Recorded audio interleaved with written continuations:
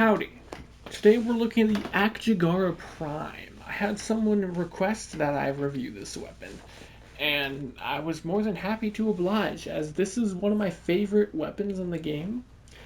It's actually my second most used secondary weapon. I used to use this thing religiously. I loved it when it first came out. It came out alongside Mesa Prime, which was also Christmas, and when Fortuna came out. Fortuna was my favorite update ever. I've never enjoyed the game more than when Fortuna first came out and Mesa Prime came out. Dude, I had so much fun. But these are a really cool weapon, but they have not aged so well, to be perfectly honest. I really wish they were better than they are, but they're kind of lackluster. They kind of need an Incarnon, to be totally honest, because their damage it's rough. So they've got 5 base fire rate, 40 in the mag. They are a burst. They shoot 2-round bursts at a time, and it's semi-auto, though you can use the full auto setting, which is very nice now since it can't change shadows. 1.4 second reload speed. It has a base 0.2 punch through. I don't know what the point of that is. There's literally no enemies in the game that's enough punch through to go through. So pretend it's not even there. A horrible 18 base crit chance. I know it's higher than a lot of other weapons, but for a weapon with how low this damage is, it's not great. An okay 2.2 crit multiplier, high status at 32, 30.4 slash, 3.8 puncture, 3.8 impact. So it's obviously slash weighted for a total of 38 damage. Because it's status and slash weighted, you would think, hey, why not do a slash build? So that's the first thing we're going to show. We've got Amalgam Barrel Diffusion. Of course, as I always say, go Galvanized Diffusion if you want more damage. I just don't have it maxed, and I like the dodge speed. Lethal Torrent, of course, Prime Pistol Gambit, Prime Target Cracker, Hornet Strike. Galvanized Shot, so we can get stats chance and flat damage more, because, you know, it affects our slash damage, whereas elemental damage wouldn't.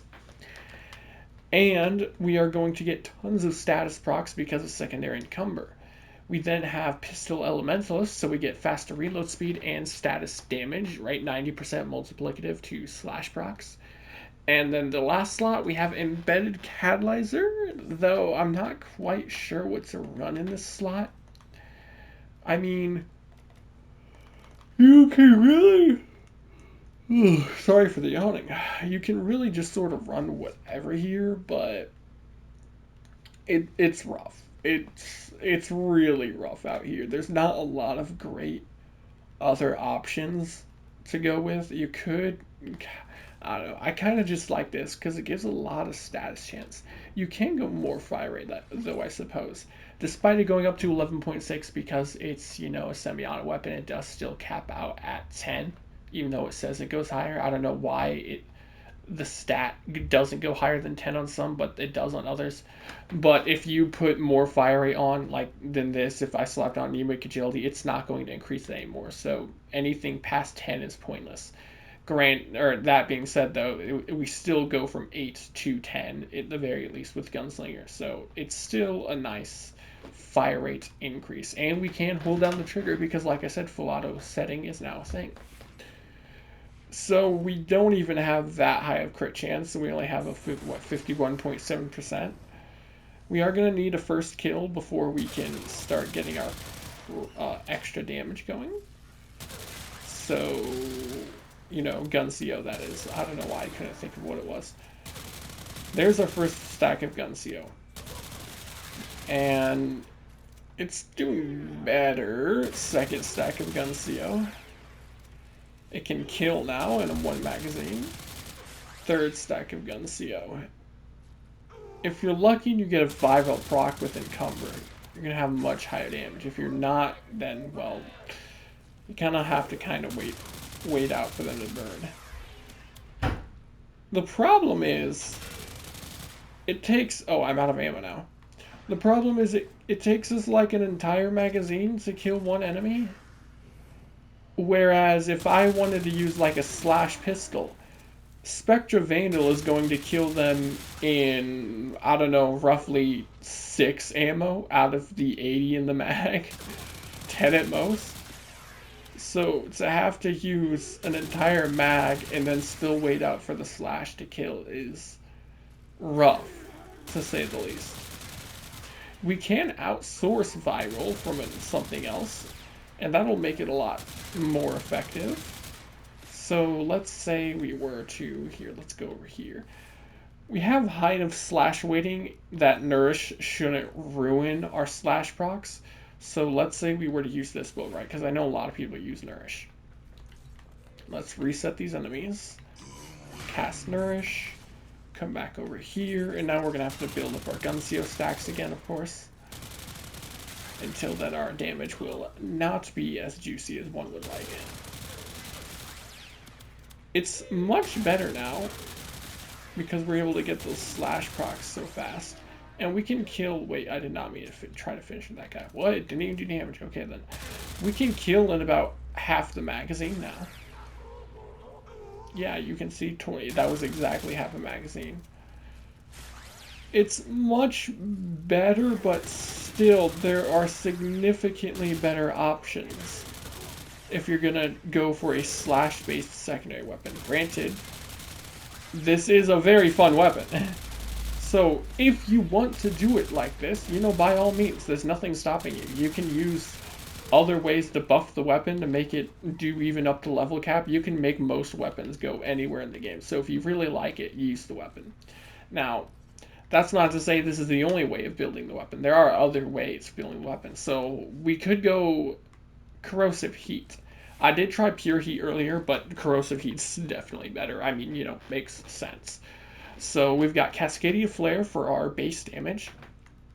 And for the most part, this whole side of the build is actually exactly the same. It's just the right half that's different. Jolt, Pistol Pestilence for Corrosive, Scorch, Prime Heated Charge for Heat. Very high heat because we want high heat weighting and high heat damage. Extremely straightforward. We won't be casting Nourish, and that was the only thing affecting our damage. So, you know, this will just be the gun itself again. It's already much, much better now than before, or at least if you ask me. I'm sure some people are going to ask why not try Pistol Elementalist on this build over like Scorch, for example. But it only increases the damage of our heat, not the damage of the upfront damage. And it also would mean less status chance, which means less heat procs, and it takes longer to max out our corrosive procs. And less heat weighting, which means even less heat procs. And the heat elemental damage also increases the damage for heat procs. So Pistol Elementalist really isn't going to be the better option, or at least if you ask me. And I'm quite confident that it masks out that way as well. But this isn't terrible. There are better weapons still, again, but I think this is better than the slash build if you're going to build the weapon one of the two ways. This is definitely the better option. But it's still not very good.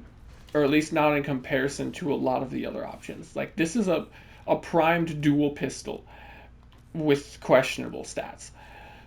You would think that it would be at least fairly decent, but it's not that great. So let's say we wanted to go with a slightly different build. Okay, here, I'll just alter this one. Because there are new options. Specifically Blast. What if we tried Blast damage on this? Would that be any good? So we're going to remove these. Then we come in at Frostbites. We are going to put on, where is it? Secondary Encumber. Add in Galvanized Shots. And then that leaves the last slot for whatever the hell we want. Now, in this case, I don't know. I'm kind of leaning towards Hornet Strike. Though I suppose we could go with Elementalist here with all the blast explosions. It would still be lower damage, but our AoE, this weapon needs the AoE, right? That's going to help a lot since it doesn't have any AoE. So we'll try Pistol Elementalist here. Now, here we go. Let's see if this does anything better. The problem is that it's not going to do that great still, but it's It's something. We obviously need to be able to get our we need to be able to get our Guncio stack. Sorry, I had to like pause for a second there. I was just baffled by the horrendous damage without Guncio built up. I'm thinking I might need to like spawn in some fodder or something to be able to build up the stacks. I wasn't sure I was gonna actually be able to get the kills. There, look at that, already much better now that we get the stacks going. I'm gonna need to grab some ammo real quick. There we go. Now let's start from this end. And we got max Guncio stacks. It's still pretty horrible. I would much rather use the corrosive heats, to be totally honest. Now, some of these kills are way faster than others. If you're wondering why that is, that would be we just get lucky with corrosive and viral procs from secondary encumber. But even then, I don't know, man. Like this ain't it, Chief. This just ain't it. Which is so sad because I love the weapons so much. It isn't good. And when it takes that much ammo to kill stuff, you can see it's got ammo problems. Like, it wouldn't if it didn't take so long to kill stuff, but it struggles. It really struggles. I would love to see an Incarnon for this thing. Now, it does have a Riven Dispo of, what, 4, I think? So a Riven could immensely help it. Oh, no, 3, damn. If it had a Riven Dispo of at least 4, maybe a Riven could fix it. But it's just, I don't know. I think this weapon needs some love. It really needs some love because it's fun. It looks really cool. It looks badass. It sounds cool. Its little dual burst pistols. I don't know. It's awesome, but it's just not good anymore. Not like it was when it first came out. The game's just gotten too intense. There's way better options. But if you love the gun, you can make it work. So, you know, do so if you like it enough. That's gonna pretty much do it for the video here. I'll show the mag fashion real quick for anybody that wanted to see that. If you liked the video, then leave a like, subscribe. That's it. Adios.